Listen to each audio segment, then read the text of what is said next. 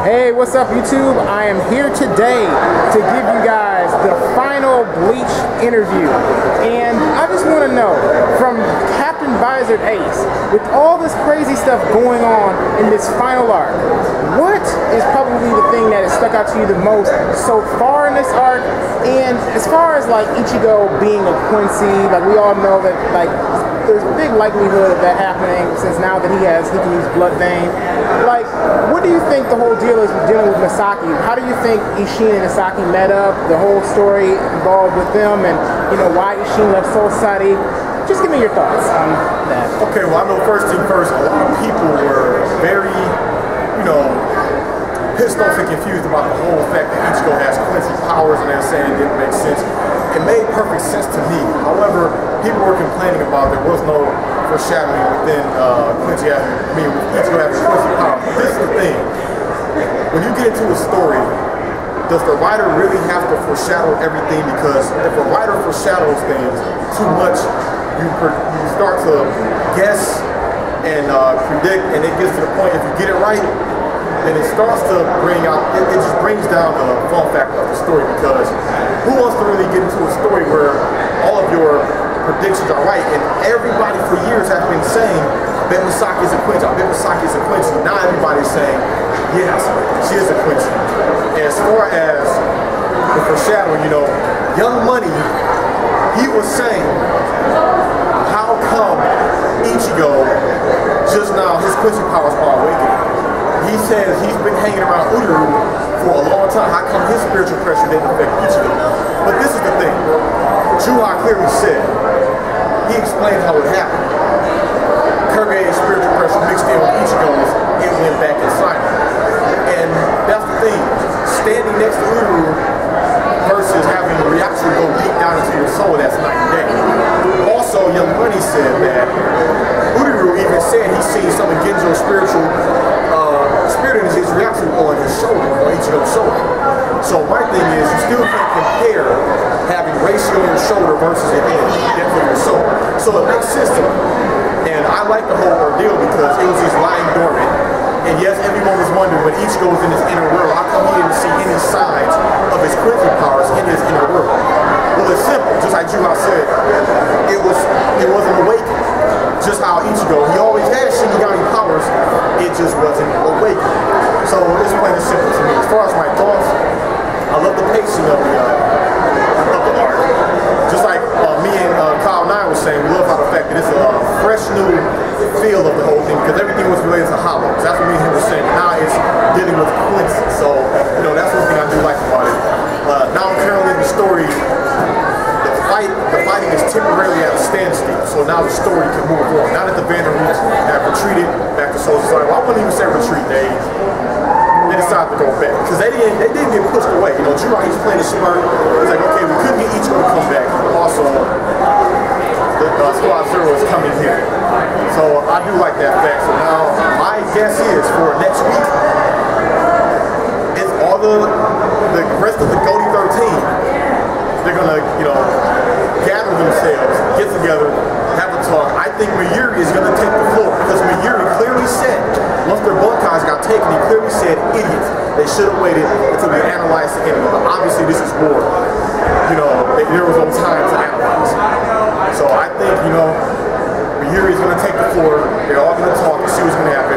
Ichigo, he might go to Huki and Renji, or he might talk to Shinigami, or Unohana, she may come around and heal who she can heal. Or there might just be a big funeral burial for Akira, a closed casket for old man Yama, and of course, Byaku. But yeah, that's my whole thoughts on the chapter. Now, I have two more questions for you involving Uryu and Soken. Now, Uryu has been, he has never shown the power of Blood Vein. We've seen Ichigo using Blood Vein.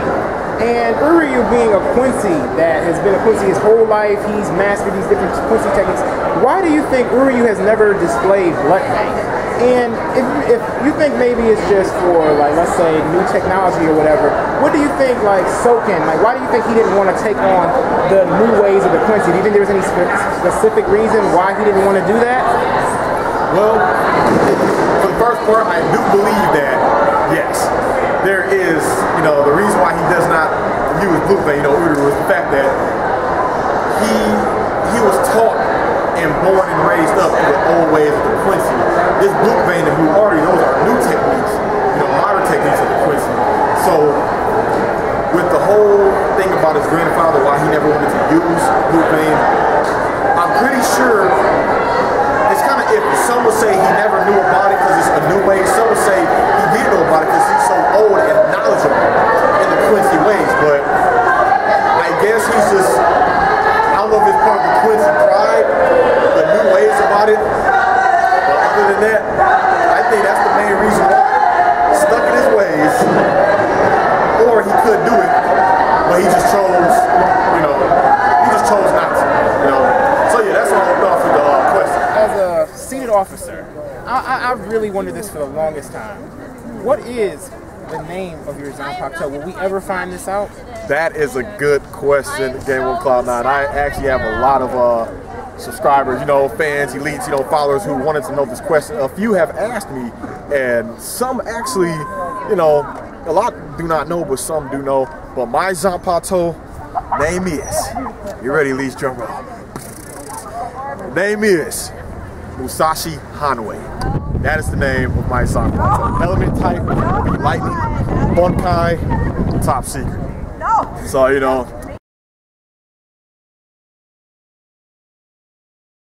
What are your special thoughts on Youmacon on day 2? Okay, what's up, elites? You already know we live action. You already know what it is. My special thoughts. First off, let me thank you, Game on Cloud9, for having me, feature, guest starring on your video, of course. No but, problem. My thoughts on the second day. First off, the whole overall thing. As you can see in the background, there are a lot of individuals who are anime fans, video game fans, and manga fans. It's just good to see all of us come together, rejoice, and share this joyous occasion as fans. And I'm so glad that, we are fortunate to be here when they bring this event here, because a lot of people are not fortunate of being able to attend events like this. So, Bleach, with me coming here, it was a no-brainer. So, I am enjoying it. Now, have you seen any excellent Bleach cosplays, ones that really stood out to you during this event? Oh, I have actually. I've seen a good Ururu Ishida, pre-time skip.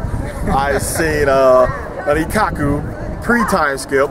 I've seen a Kumamura, a Rangiku. I've seen a good Auron from Final Fantasy X. Also, I've seen very good Resident Evil cosplay. The list, it goes on and on. Okay, now, another thing, probably, as far as, this whole con goes, what has been your favorite thing that, if you could only, let's say that you feel like you can only get from Youmacon, is there any kind of experience that you felt like that at Youmacon? There's it only exists here? The only experience, the main experience that I feel that I can get from here, over any other experience, is the fact that it's being here in person. It's, no offense to the viewers, but it's like, how you watch a TV, how you watch a basketball game on TV, but then you're actually here.